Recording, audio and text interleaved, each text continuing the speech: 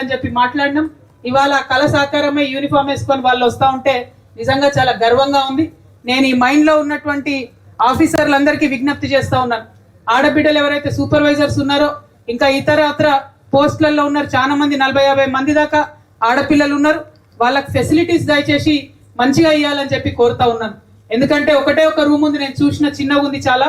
ఆ రూమ్ లో అన్ని రకాల ఇబ్బందులు ఉంటాయి కాబట్టి కొంచెం ఫెసిలిటీస్ ఆఫీసర్స్ దగ్గరుండి ఆలోచన చేసి ఇవ్వమని కోరుతా ఉన్నా. ఎందుకంటే 127 ఏళ్ల సింగరేణి చరిత్రలో గత 4-5 సంవత్సరాలుగానే ఆడబిడ్డలు వస్తూ ఉన్నారు కాబట్టి మంచి ఫెసిలిటీస్ ఇవ్వవలసిందిగా ఆఫీసర్లకు నేను ముందుగా రిక్వెస్ట్ చేస్తా ఉన్నాను. ఆ తర్వాత ఇక మా అన్నదమ్ములు ఉన్నారు, మీ అందరూ ఎప్పటి నుంచో తెలుసు నాకు. ఉద్యమ కాలం నుంచి మన బంధం, తెలంగాణ కోసం కొట్లాడినప్పుడు కలిసి కొట్లాడినాం, అధికారంలో ఉన్నప్పుడు కూడా నిరంతరం మీకోసమే పనిచేసినాం. ఇవాళ రకరకాల కారణాలతోని నేను ప్రత్యేక పార్టీ పెట్టుకొని ప్రతిపక్షంలో ఉన్నా కూడా మీ పక్షాన పనిచేయడానికే మీ దగ్గరికి రావడం జరిగింది. మరి ఇవాళ వస్తూ ఉంటే గేట్ కాడ అడ్డుకున్నారు, నిన్న కూడా పోతా ఉంటే గేట్ కాడ అడ్డుకున్నారు. ఎందుకోసం అడ్డుకుంటున్నారంటే భయం పుట్టుకుంది ప్రభుత్వానికి. ఏంది, కార్మికులను సరిగా చూసుకోలేకపోతున్నారు, ఉన్న డబ్బులన్నీ కాంట్రాక్టర్లకు ఇస్తున్నారు. కనీసం మనకు డ్రిల్లింగ్ మెషిన్కి చిన్న బిట్స్ లేవన్నా, మెషిన్ రిపేర్ ఉందన్నా, ఏ చిన్న అంశం బాగలేదన్నా కూడా బడ్జెట్ లేదని మీకు చెప్తున్నారు, రిపేర్లు చేస్తలేరు, పనిముట్లు ఇస్తలేరు. కానీ కాంట్రాక్టర్లకు ఇవ్వడానికి మాత్రం 100 కోట్లు 1000 కోట్ల రూపాయలు ఉన్నాయి. అవి రెగ్యులర్గా పేమెంట్స్ అవుతున్నాయి. కానీ మనం ఏదైనా చిన్నది అడిగినా కూడా, చిన్న ఫెసిలిటీ అడిగినా కూడా పాత మెషిన్లే మళ్ళీ రిపేర్ చేసి వాడుకోలేదు తప్పితే కొత్త మెషిన్లు కొన్నటువంటి పరిస్థితి లేదు. ఈ మెషిన్ పాటు తీయాలి, ఆ మెషిన్కి వేయాలి, అది నడిపియాలి. కొన్ని రోజులకు అది ఫెయిల్ అవుతుంది, మళ్ళీ అది తీయాలి, దీనికి వేయాలి, ఇది నడిపియాలి. మీ భద్రత గురించి కానీ, మన యొక్క ఆరోగ్యం గురించి కానీ, ఆఖరికి మనం తాగే మంచినీళ్ళు కూడా ఇచ్చే పరిస్థితి లేదు. మీరు చెప్పండి, సింగరేణి పుట్టింది ఎప్పుడో పుట్టింది, ఆనాడు ఎప్పుడో మైన్ లోపలికి గాలి వంచేటటువంటి ఆక్సిజన్ మెషిన్ వచ్చింది. ఆ మెషిన్లు ఇప్పుడు ప్రపంచవ్యాప్తంగా అత్యాధునిక టెక్నాలజీతోని అద్భుతంగా నడుస్తున్నాయి. కానీ మన దగ్గర మాత్రం అప్పుడెప్పుడో పెట్టిన మెషినే ఉంది. అంటే కనీసం గాలి కానీ నీరు కానీ ఇవ్వకపోతే ఇక యాజమాన్యం ఉంది ఎందుకు అని చెప్పి నేను అడుగుతా ఉన్నా. నిన్న ఇంకో మైన్ దగ్గర పోతే బాటిల్ పట్టుకొని లోపలికి పోతున్నారు. పాపం, మీకుండే పనిముట్లు వేరే ఉంటాయి, మీరు నడవాల్సింది నడవాలి, మీదికెళ్ళి ఇంటికెళ్ళి మంచినీళ్ళ బాటిల్ పట్టుకురావాలంటే మరి కనీసం అది కూడా వేయలేకపోతే సింగరేణి యాజమాన్యం నిజంగా సిగ్గుపడాలి. ఇక్కడ ఉండేటటువంటి ఆఫీసర్స్ అందరికి కూడా నేను హెచ్చరిక చేస్తా ఉన్నా, ఇది మానవ హక్కుల ఉల్లంఘన, కార్మికులదే కాదు, ఇది మానవ హక్కుల ఉల్లంఘన. డెఫినెట్ గా డ్రింకింగ్ వాటర్ బాగుండాలి, ఆక్సిజన్ కరెక్ట్ గా ఉండాలి. ముందు కార్మికులు ఆరోగ్యంగా ఉంటేనే ప్రొడక్షన్ వస్తుంది. కాబట్టి ఆ విషయం మీద యాజమాన్యం దృష్టి పెట్టాలని చెప్పి నేను డిమాండ్ చేస్తా ఉన్నా. మరి అక్కడ గేట్ కాడ పోలీసు వాళ్ళని పెట్టుకొని మమ్మల్ని ఆపుతామంటుంది. నేను ఇవాళ ముఖ్యమంత్రి గారిని ఒకటే మాట అడుగుతున్నా, మీరు ప్రతిపక్షంలో ఉన్నప్పుడు మీరు వచ్చి మీటింగ్లు పెట్టలేదా మైన్ మీద? బట్టి గారు వచ్చి మీటింగ్లు పెట్టలేదా మైన్ మీద? అవన్నీ ఎందుకు? రాహుల్ గాంధీ గారు వచ్చి మీటింగ్ పెట్టలేదా మైన్ మీద? డెఫినెట్ గా వస్తారు. ప్రజాప్రతినిధులు అన్నప్పుడు కార్మికులతో ఇంటరాక్ట్ అవ్వడానికి వస్తారు. పని చేసేటటువంటి ప్రదేశంలో ఫెసిలిటీస్ ఎట్లున్నాయో చూడడానికి వస్తారు. మేము ఓన్లీ ఢిల్లీలో కూర్చొని, హైదరాబాద్లో కూర్చొని చట్టాలు చేస్తే కాదు కదా, ఇక్కడికి వచ్చి చూడాలి, మీ బాధ అర్థం కావాలి. అర్థమైతేనే రేపటి నాడు అది చట్టంగా మారుతుంది, రూల్గా మారుతుంది, మీకు హెల్ప్ అయ్యే అవకాశం ఉంటుంది. మరి ప్రతిపక్షాలు వచ్చి చూస్తామంటే పోలీసు వాళ్ళని పెట్టుకొని ఎన్ని రోజులు ఉంటారు అధికారంలో? మీ తల్లి కాంగ్రెస్ తోనే కొట్లాడి తెలంగాణ తెచ్చుకున్నాం. ఈ పిల్ల కాంగ్రెస్ తో కొట్లాడటం పెద్ద విషయం కాదు. ఖచ్చితంగా కొట్లాడతాం. మా కార్మికుల పక్షాన నిలబడతాం. ఇవాళ ఒకటే మాట అడుగుతా ఉన్న యాజమాన్యాన్ని నేను, చాలా మంది దాదాపుగా 19,000 మంది యంగ్స్టర్స్ అందరు కూడా ఇవాళ జాబ్స్ లోకి వచ్చారు. అందరు కూడా చదువుకున్న వాళ్ళే, అందరు కూడా చిన్న చిన్న పిల్లలు ఉన్నారు. మరి ఆ చిన్న పిల్లల్ని మీరిచ్చే జీతంలో ఆ ఐటీ పార్క్స్ మీద పోయే మన సగం జీతం పక్కకు పెడితే మళ్ళీ ప్రైవేట్ స్కూల్లో చేర్పియాలంటే ఎంత ఇబ్బంది అవుతుంది? సింగరేణికి ఇన్ఫ్రాస్ట్రక్చర్ ఉంది కదా, స్కూల్స్ ఉన్నాయి కదా, సిబిఐటి సిలబస్ పెట్టి వాటిని మంచిగా చేయొచ్చు కదా. దానికోసం డబ్బులు ఉండవు. ఏరియా హాస్పిటల్ పేరుకుంటాయి, ఎక్కడ మెషిన్లు ఉండవు, ఎక్కడ డాక్టర్లు ఉండరు. దానికోసం డబ్బులు ఉండవు. ఎవరి కోసం డబ్బులు ఉంటాయి? కాంట్రాక్టర్లకు ఇవ్వడానికి డబ్బులు ఉంటాయి, ఆఫీసర్లకు కావాల్సిన వసతులు చేసుకోవడానికి డబ్బులు ఉంటాయి. వర్కర్స్ గురించి వచ్చేటప్పుడు మాత్రం డబ్బులు లేవని చెప్తా ఉన్నారు. ఎక్కడ కూడా లోటు బడ్జెట్ అని చెప్తా ఉన్నారు. ఇది క్వశ్చన్ చేయడానికి వచ్చినాం తప్ప ఇంకొకటి కాదు. ఇక్కడ మళ్ళీ ఒకసారి నేను మీ అందరికి కూడా మనవి చేస్తా ఉన్నా, ఏదేమైనా సరే మీ పక్షాన నిలబడి కొట్లాడడానికే తెలంగాణ రక్షణ సేన వచ్చింది. ఇక్కడ మీ అందరికీ తెలుసు మన ప్రాంతం ఎట్లాంటిది. అడవిలో అన్నలు ఉంటే మనకి ఇక్కడ గుండె ధైర్యం ఉండే. వాళ్ళు ఆనాడు ఉంటే ఆఫీసర్లు అందరు జర పద్ధతితో నుండి మీ అందరికి ఫెసిలిటీస్ క్రియేట్ చేసేది. ఇలా ఆఫీసర్లు అనుకుంటారు అన్నలందరూ పోయినరు, కార్మికుల గురించి అడిగేటోళ్ళు ఎవరు లేరని. బిడ్డ గుర్తు పెట్టుకోండి, సింగరేణి యాజమాన్యం చెప్తున్నా, అడవిలో అన్నలు లేరేమో, ఆ అన్నలంతా ఇవాళ మా పార్టీలో ఉన్నారు, టిఆర్ఎస్ పార్టీలో. ఖచ్చితంగా మీరేమన్నా ఫెసిలిటీస్ లో లోపం చేస్తే, మానవ హక్కుల ఉల్లంఘన చేస్తే డెఫినెట్ గా వెంటబడతాం. డెఫినెట్ గా మిమ్మల్ని మామూలుగా కాదు ఏదో బెదిరిస్తున్నా అనుకోవద్దు, బరాబర్ బెదిరిస్తున్నాం. మామూలుగా ఊరుకునే ప్రసక్తే లేదు. లీగల్ గా కూడా చెప్తున్నా, అన్ఫేర్ లేబర్ ప్రాక్టీసెస్ కింద అంతకుముందేమో 500-1000 రూపాయలు జరిమానా ఉంటుండే, ఇప్పుడు కేసు బుక్ చేస్తే మినిమం 50,000 ఉంటుంది, ఆఫీసర్లకు డిమోషన్ కూడా ఉంటుంది. కాబట్టి మీరు వేధించడం ఆపేసేయండి, వెల్ఫేర్ కోసం ఆలోచన చేయండి. ఇవాళ ఏముంది, పాజిటివ్ గా చూస్తే 1,00,000 క్వార్టర్లు ఉన్నాయి, 80,000 క్వార్టర్లు ఉన్నాయి. మనం ఉన్నదే 40,000 మందిని. 2 క్వార్టర్లు కలిపి ఒక క్వార్టర్ చేసి ఇవ్వచ్చు కదా. షెడ్యూల్ వేసుకొని పాపం ఇబ్బందులు పడుకుంటూ ఉన్నారు. అట్లాంటి పనులు చేయండి, పాజిటివ్ పనులు ఆలోచన చేయండి. ఇస్తామన్నటువంటి 10 లక్షల హోమ్ లోన్ ఏదైతే ఉందో దానికోసం ఆలోచన చేయండి.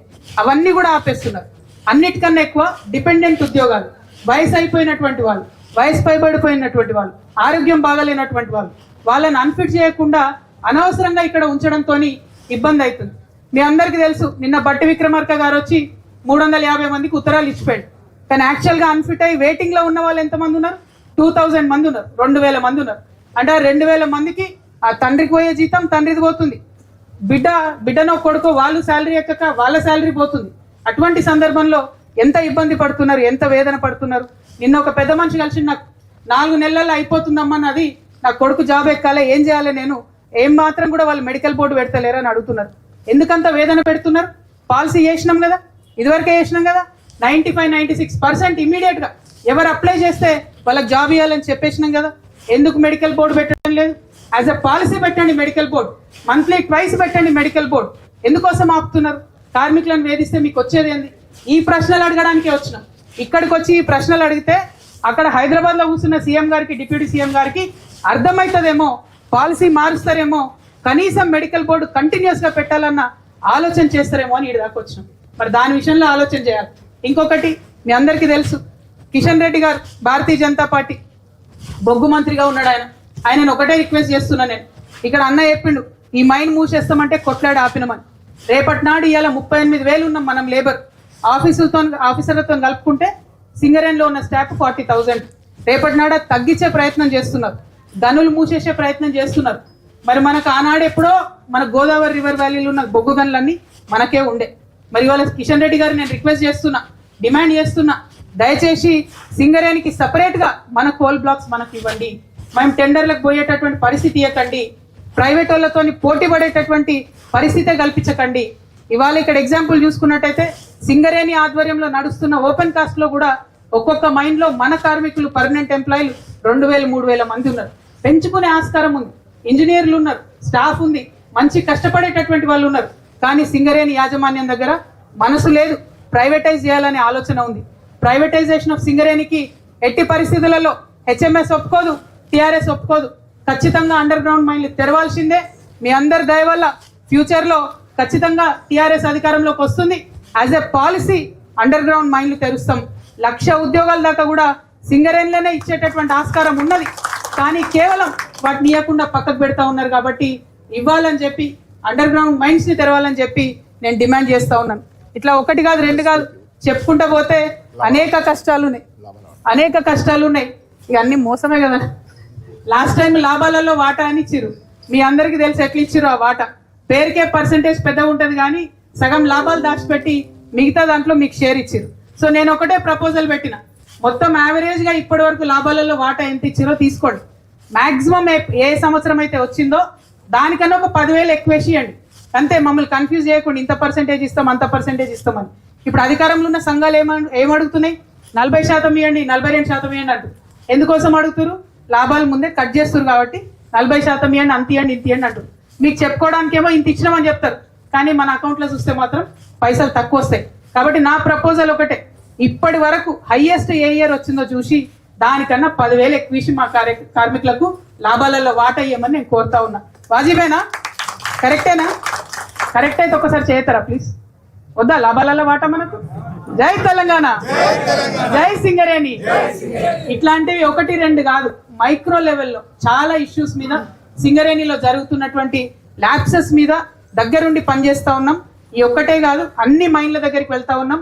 అన్ని దగ్గర ఫెసిలిటీస్ చూస్తాం, అన్ని దగ్గర కూడా కార్మికుల సంక్షేమం కోసమే పనిచేస్తాం. కాబట్టి రియాజ్ అన్న ముందు నుండి మీకు తెలుసు ఫైటర్, ఆయన అవినీతి లేనటువంటి నాయకుడు. ఆయనతోని అలా టీఆర్ఎస్ కలిసింది అని అంటే ఖచ్చితంగా కార్మికుల పక్షాన కలిసి కొట్లాడడానికి పనిచేయడానికే కలిసినాం. ఇంకొక మాట మళ్ళీ ఆఫీసర్లకు చెప్తున్నాం, మైన్ మీటింగ్ పెట్టుకోవడం అనేది కార్మికుల హక్కు. మైన్ మీటింగ్ పెట్టుకోవడం అనేది ఇక్కడికి వచ్చినటువంటి రాజకీయ పక్షాలతో మాట్లాడడం అనేది కార్మికుల హక్కు. మీటింగ్ అటెండ్ అయిన వాళ్ళని, మీటింగ్ పెట్టిన వాళ్ళని వేధించేటటువంటి ప్రయత్నం చేస్తే మాత్రం చూస్తూ ఊరుకోము. అన్ఫేర్ ప్రాక్టీసెస్ కింద లీగల్ యాక్షన్ తీసుకుంటాం. అదర్వైజ్ కూడా ఎట్లా చేయాలో మాకు తెలుసు. ఆ పరిస్థితి తెచ్చుకోవద్దని యాజమాన్యాన్ని మేము హెచ్చరిక చేస్తా ఉన్నాం. మరి హాస్పిటల్స్ అయినా, స్కూల్స్ అయినా వీటన్నిటి మీద ప్రత్యేక శ్రద్ధ పెట్టి మీ అందరి కోసం పనిచేస్తామని తెలియజేస్తూ, మరి ఇవాళ మీరు మైండ్కి వెళ్తా ఉన్నారు, షిఫ్ట్ స్టార్ట్ అవుతా ఉంది. మీరందరూ సేఫ్ గా హ్యాపీగా వెళ్ళాలి, ఆరోగ్యంగా ఉండాలని చెప్పి ఒక సోదరిగా కోరుకుంటా ఉన్నాను. ప్రత్యేకించి ఏదైతే అలియాస్ నేమ్స్ ఉన్నాయో వాటి మీద కూడా అనవసరంగా విజిలెన్స్ కేసులు పెట్టి వేధిస్తున్న పరిస్థితి ఉంది. వాటి మీద స్టాండ్ తీసుకున్నాం. అంతకుముందు మంచిగా ఉండే, ఇప్పుడు కొంచెం పరిస్థితి బాగలేదు. ముఖ్యమంత్రి గారు ప్రత్యేక శ్రద్ధ పెట్టి అలియాస్ నేమ్స్ మీద ఒక పాలసీ తీసుకోవాలని చెప్పి డిమాండ్ చేస్తున్నాం. ఆ ఇష్యూని కూడా వదిలిపెట్టకుండా పోరాటం చేస్తామని మీ అందరికి తెలియజేస్తూ, మళ్ళీ ఒకసారి ఈ రాష్ట్రంలో పరిస్థితులు మార్చడానికి ఒక కొత్త రాజకీయ శక్తిగా వచ్చినటువంటి టిఆర్ఎస్ పార్టీని ఆశీర్వదించమని, మీకోసం పనిచేస్తున్న హెచ్ఎంఎస్ ని ఆశీర్వదించమని వినమ్రంగా నమస్కరిస్తూ తెలియజేస్తూ, జై తెలంగాణ, జై సింగరేణి, జై తెలంగాణ, జై కవితక్క, జై కవితక్క.